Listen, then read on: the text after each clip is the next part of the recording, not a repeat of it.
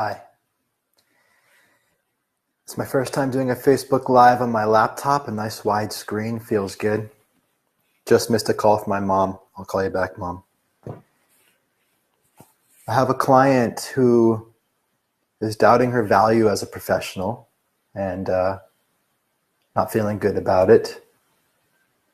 And I challenged her that it's probably not your value that's the problem. It's probably the fact that people aren't able to access your value. And she came back with like, what the fuck are you talking about? Which in hindsight, I could see that probably could have used a little bit more explanation. So it's very nuanced and it's subtle. And so I want to take some time here in a video to share what I mean by that. So the foundational idea that this challenge emerges from is that we actually have infinite value. I have infinite value that I could offer another human being. And it's not that I have to become more valuable. It's that I have to actually be in touch with that value so that I can bring it forth, and that I actually have to create the possibility for somebody to be able to receive that value. So there's two sides to this. One, am I in contact with the value that I have so that I can bring it out? And number two, are other people able to even hear or see that value? We all have, no matter what line of business or line of work we're in, sure, there's skills and abilities we can improve over time. So I'm not negating that. I'm not even ignoring that when I talk about this. I'm not talking about the value that increases through practice. Of course that exists. What I'm talking about is the additional value that's already pre-existing inside us as people. And that value is the human relationship piece. There is, when you go to a car lot and you buy a car, you think you're buying the car, but a small percentage of the buying is actually the car. A large percentage is of the relationship between the car salesperson. You're actually buying your experience of them, which you're then stapling onto the car. You're projecting onto the experience of the car. And you can relate to this. You've gone to many places wanting to buy a thing and had an experience of a person that had you decide not to want to buy that thing. Because you're not really buying the thing. You are, and at the same time, you're also buying your experience of the human being between you and the thing. And so, so we're buying both all the time. We're always buying the person and the thing behind the person. We're buying the person and the service behind the person. This was true for me when I was in my web media company, and people would pay more for our company, not because of what our company was going to do for them necessarily. It was their experience of being with me. Well, we just trust that you really understand our mission. We really feel more comfortable than you. I heard those things all the time. And so what are they buying? Are they buying a website, or are they buying the experience of being with me?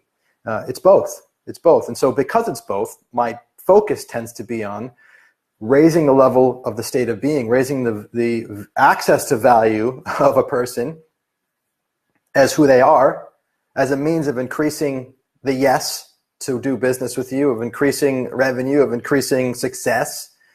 Not that those other things, the externalities don't matter, they do, but everybody's speaking to that. You can go on Google, go everywhere else, you can get that there. If you're going to come and have a conversation with me, it's going to be at the point where you have the most leverage in your business, no matter whether you're running a company with 100 employees or it's just you, and that highest point of leverage is inside you, who you are, who you be, what you create through that state of being. And so this is why I'm focusing on this part, okay? This is kind of an aside, but it just sets the foundation here.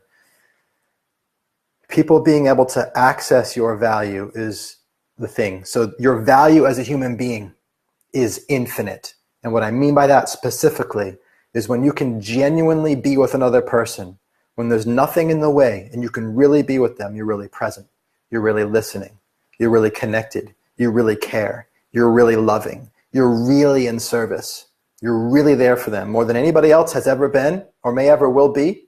When you're that in itself is so directly valuable. They experience that now. That's what they want now. People want to be around people they can trust and they're comfortable with, who really understand them, who care about them. It's a rare commodity.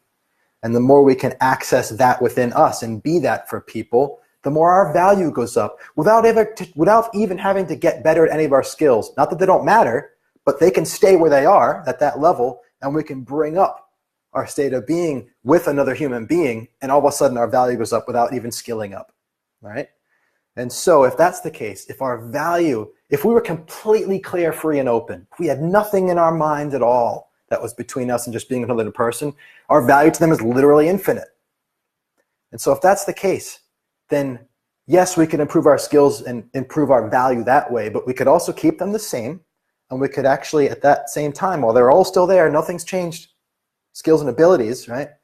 I could actually look at, well, how am I getting in the way of somebody being able to access my infinite value as a human being through my being able to just be with them, whether I'm selling cars or houses or websites, all things I've done, minus the cars, or coaching, coaching, it's like, it's right there.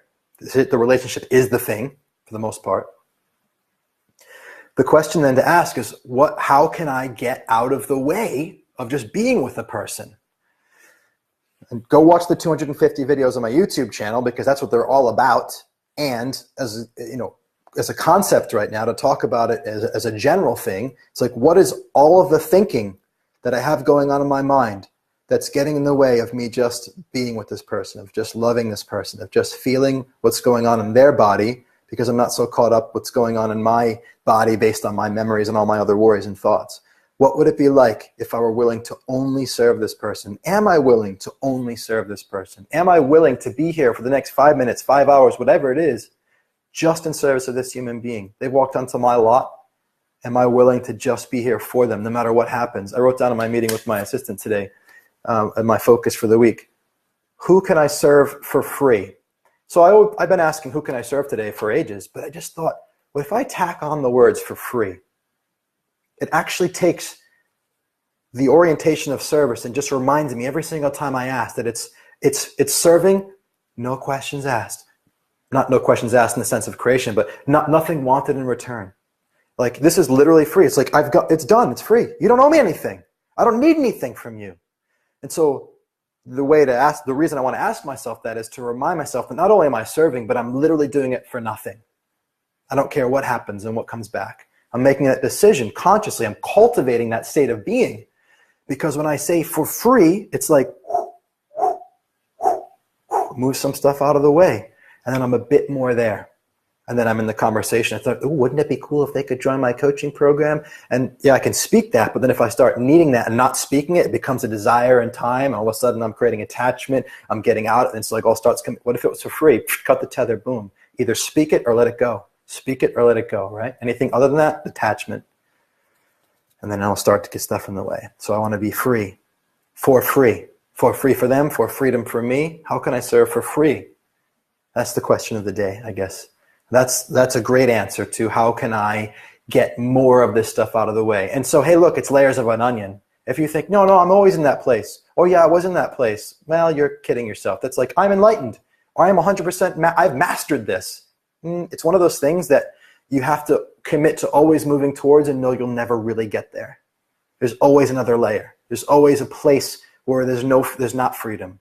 Sure, I don't care if they become my client, but I want them to like me. Or at least in this moment, I want them to get something, as long as they get something from this, or as long as they walk up this car lot and they've got a good thing to say about me, where's the little bit of trade that's going on at a deeper level? What if it was really for free? What if you didn't care what they thought of you? What if you didn't care what they said to their friends? One of the things that I've been playing with is, am I willing to serve my clients even if it means that by doing so they'll have bad things to say about me? Am I willing to have people say bad things about me in service of them? Sometimes I need to be able to go there to be able to speak the thing that I'm afraid to speak, or that feels like dangerous or edgy to say.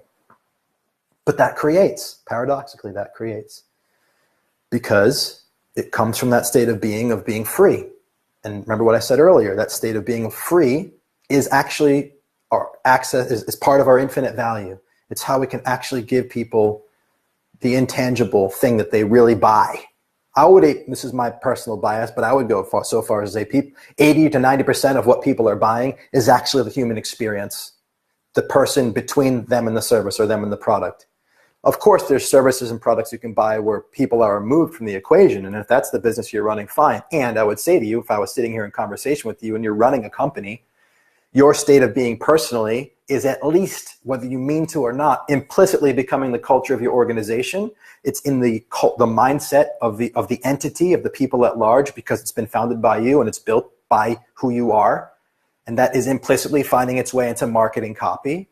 and into sales conversations, and it's who you are is still being felt, and that impact is still reaching through, even though you're not there in the sales conversation, you are. And so if that is occurring, I would recommend you move that from implicit to explicit. You bring it to consciousness. You cultivate a culture that is what you would love it to be, not just what it's always been habitually, because that's who you've always been. But that's another story. It's not your value, but it's people's ability to access your value. So far, I've talked about one side, one means of people being able to access your infinite value, and that is through you getting stuff out of the way from your head that has you be able to actually be there with somebody, right? That's half the equation. There's another half. Well, just think about the simple physics of it, right? There's you being able to be with somebody, and then there's somebody else being able to be with you.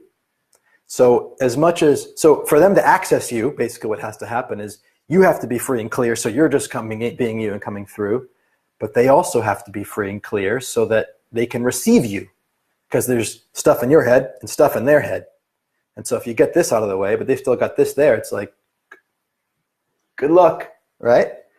So what do you do then? Well, the first thing is, and the reason I started with this one is when we start by getting our stuff out of the way, when we be clear, the more clear we are, the more people can feel that, and the more their guard starts to just come down, right? If you get clear, people will become clearer. It's just like, I don't know, mirror neurology, something like that. People feel safe and they start to let their guard down. They start to let their thoughts get out of the way. People come with ideas about who you are, what you're going to do for them or not do for them. You walk on a car sales lot. What ideas do you have? It's not coincidental that I use that as an example, right? Because of all the ideas we have about car salesmen. But so I must have that one. If I walk into a car lot, my mom was buying a car recently, I'd probably bring that idea.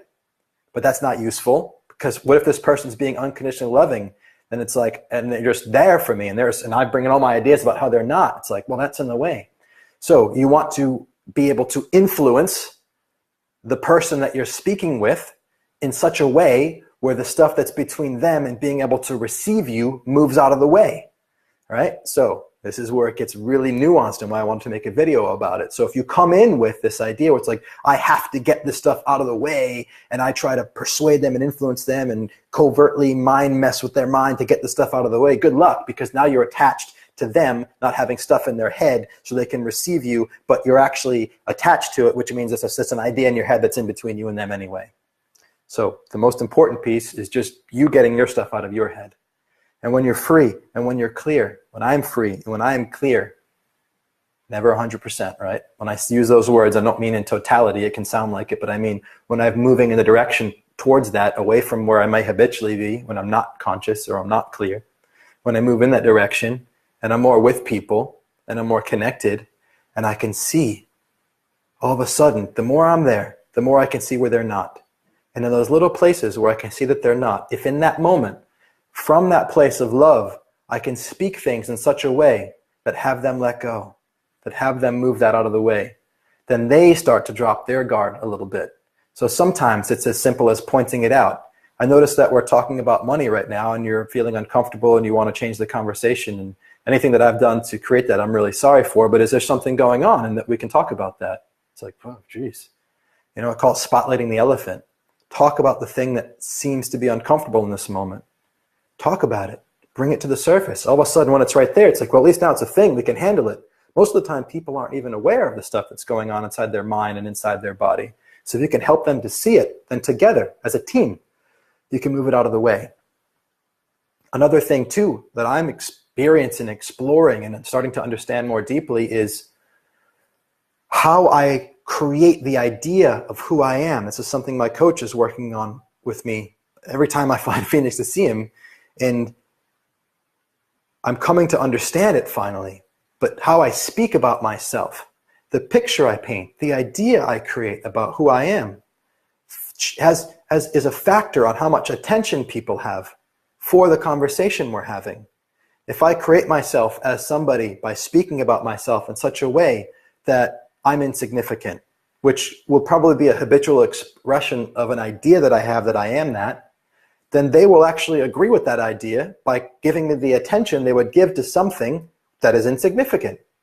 But if I have the idea inside me that I am significant and that I speak the idea that I am significant in a way that is obviously, I'm slowing down right here because it's so subtle to not do this from ego, but to do it from your heart.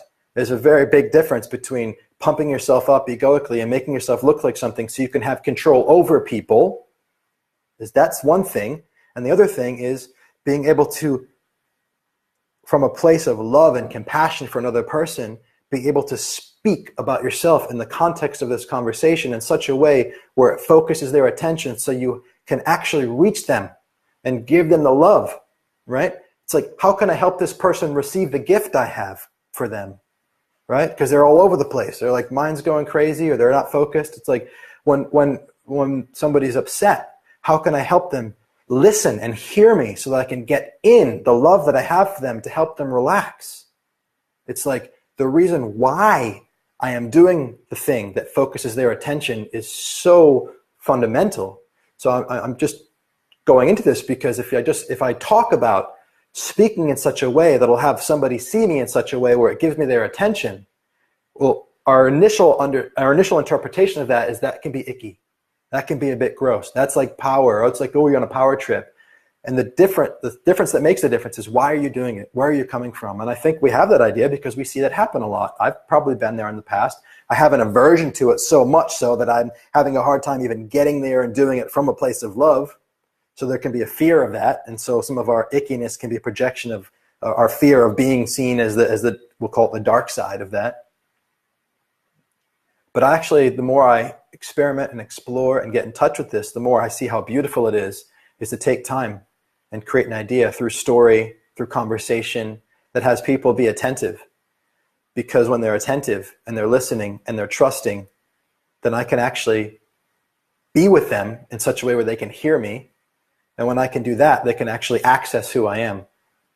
They can hear the things I'm saying at a deeper level. They consider it more deeply, which actually serves them more, right? And so to summarize, we're talking about how to have people access your value. The way to have people see you as valuable, or to experience your value, is to have them be able to access your value. And the way to have them access your value is twofold. Number one, most importantly, is to get the stuff out of the way inside your mind that's between you and just being there, listening, connecting, actually caring. Who can I serve? Who can I serve? For free, right? And just that alone will start to handle the second side, which is, how can I help them get stuff out of the way in their mind that has them able to receive me and actually be with me so that they can receive my value. That handles that a little bit already. By being that, it helps people to let their guards down because they're like, oh, wow, kind of mirror neurons, whatever. And I can, when I have that space in me, I can see where they have stuff in them, talk about that, bring it to the surface, help them as a team identify it and move it out of the way. And create an idea about who you are for the mind to focus its attention so that you can have a conversation with them where you're really heard. These are both means of increasing the access to who you are. The more we do that, the more value we deliver, not the more value we have, because this value is infinite. You are infinite in your value at this level of who you are. It's not really about increasing your value. That stuff's there too, all good. But this place, the highest leverage point for increasing the value delivered, is not to increase the value you have, but to increase the access to that value. If there's questions, please leave comments below and I'll come back to it. I love you so much for being here and for listening and for your presence for this long. I look forward to talking to you soon. Bye for now. Okay, bye again now that I've got the button. And bye. Goodbye. Bye-bye.